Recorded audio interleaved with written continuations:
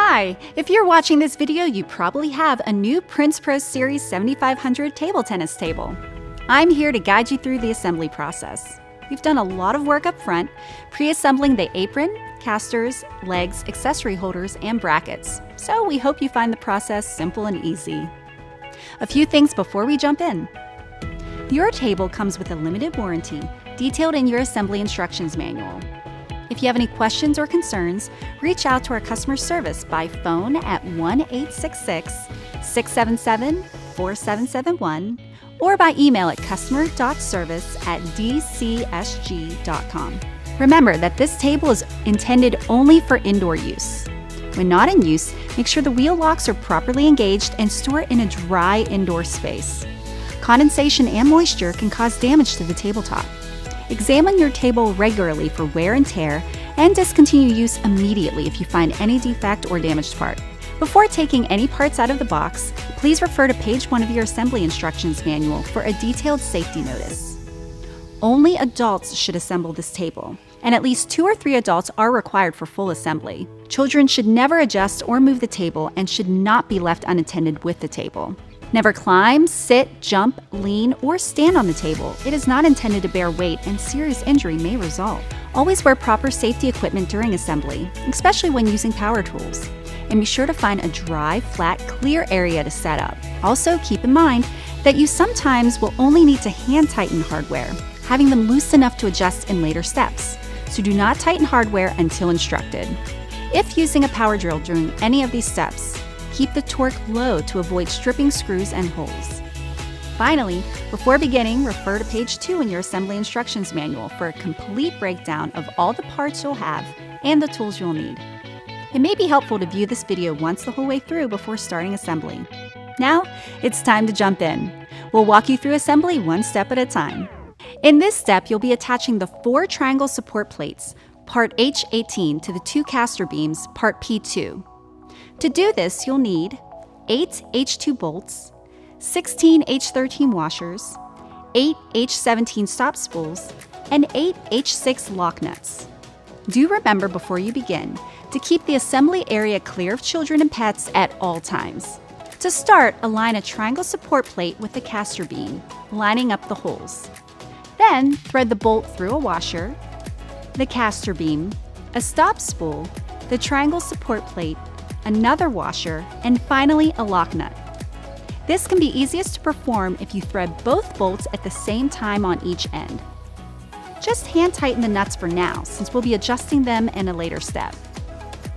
Note that the lower hole on the triangle plate and caster beam will remain open for now. Repeat the step on the other end of the caster beam, and then again 2 more times on the other caster beam. In step 2, we'll be connecting the 2 caster beams to the middle plate. For this step, you'll need 4 H4 bolts, 4 H7 lock nuts, 8 H14 washers, the P2 caster beams you outfitted with the support plates in the last step, and the P3 middle plate. Keep in mind here that the top of this middle plate is the covered side, which should face toward the surface of the table. This is part of what gives your table its premium look. On the short sides of the middle plate, you will find 2 holes that will align with the central holes on the caster beams. Thread a bolt through a washer, the steel frame of the caster beam, then the steel frame of the middle plate. Add another washer and a lock nut to the end of the bolt to secure. Repeat this twice for each caster beam and tighten them all the way. Lock the wheels of the caster beams and we're on to step 3. In this step, you'll attach the gray support tubes to the outside of the caster beams and the black strut tubes to the space between the triangle support plate and the caster beam.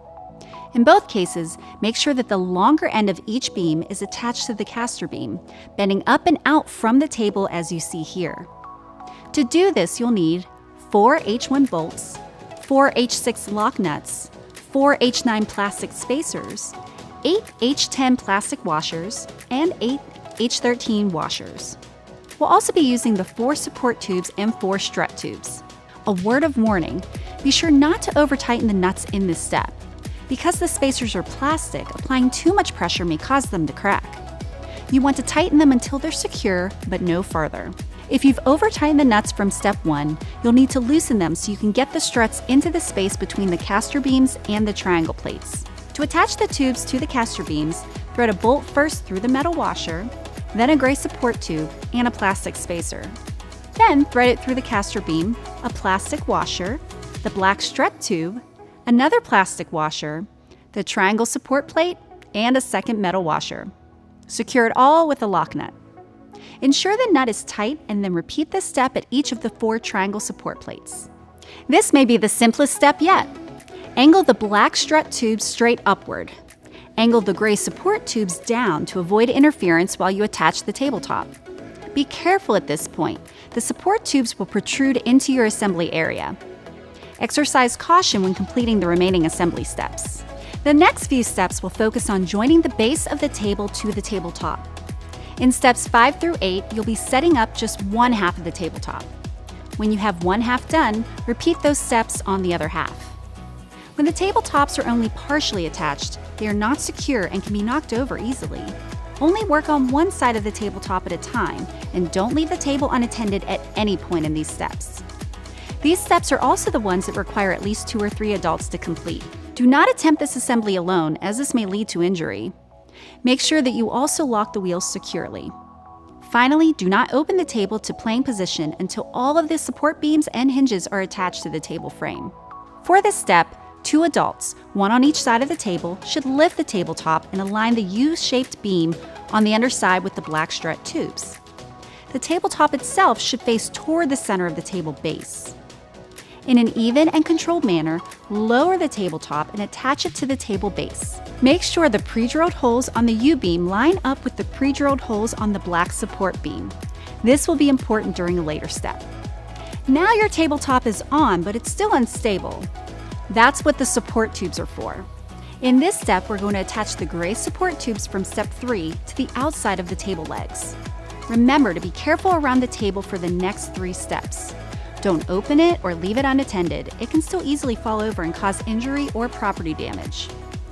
In this step, you'll need 4 H3 bolts, 4 H7 lock nuts, 4 H11 plastic washers, 8 H14 washers, and of course, the 4 support tubes, which should already be attached to the base. Remember not to over-tighten the nuts in this step, which could crack the plastic washers. To attach the supports, thread the bolt first through a metal washer, then the gray support tube and a plastic washer. Then thread the bolt through the table leg and another washer before securing it with a lock nut. Tighten the nut and then repeat for the other gray support tube. In this step, you'll be securing the strut tubes using the pre-drilled holes in the tabletop's U-tube and the black strut tubes. They should be lined up from your work in step 5. Here you'll need 4 H16 screws. Install those screws into the pre-drilled holes on the P5 black strut tubes. In this step, we're going to be attaching the tabletop's hinges to the black strut tubes. Be careful with the hinges. It's important to set these up correctly or there could be damage to the table. One end of the hinge should be attached to the tabletop already. You want the hinge bent with the elbow pointing downward and making a V shape.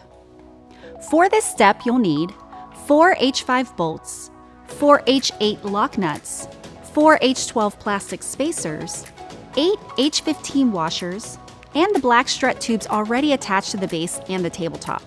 Thread a bolt through a washer, the hinge, and a plastic spacer. From the inside of the table, thread the bolt through the black strut tube, then the washer, and then the lock nut. Secure the bolt tightly and then repeat steps 5 through 8 for the other half of the tabletop. In this step, we're going to install the P6 levelers. With these, you can adjust the height of each leg, so you'll never have a wobbly table. At the base of each leg, you'll find a hole. Install the levelers by screwing them into these holes. Now that you've attached both tabletops, you're well on your way to finishing your table. It's time to attach the table's accessory holder, which can store table tennis balls and rackets. This accessory holder attaches to the crossbar of the table legs, where you'll find 2 holes. If you need a hint on how to assemble this, you can refer to the other accessory holder, which is already assembled and attached to the opposite legs. To install, start by positioning one of the plastic pieces of the accessory holder, part P6, over one of the pre-drilled holes on the H-frame, screwing it into the frame with an H19 bolt. Secure the metal tray by tightly fitting it between the attached plastic piece and the other unattached piece. Then finish assembly by screwing in the second plastic piece with a second H19 bolt. If it's assembled correctly, the metal plate should fit nice and snug. Your second table accessory is more functional than stylish.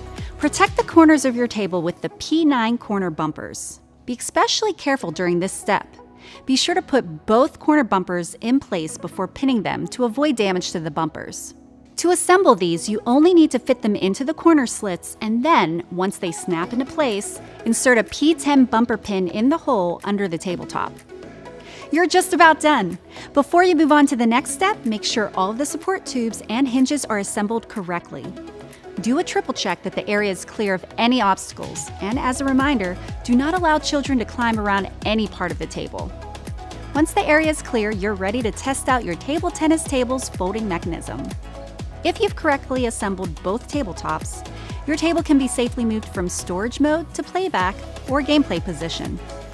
Remember that only adults should move or open and close the table. When you're doing this, do not grasp metal legs, support pieces, linkage, or hinges.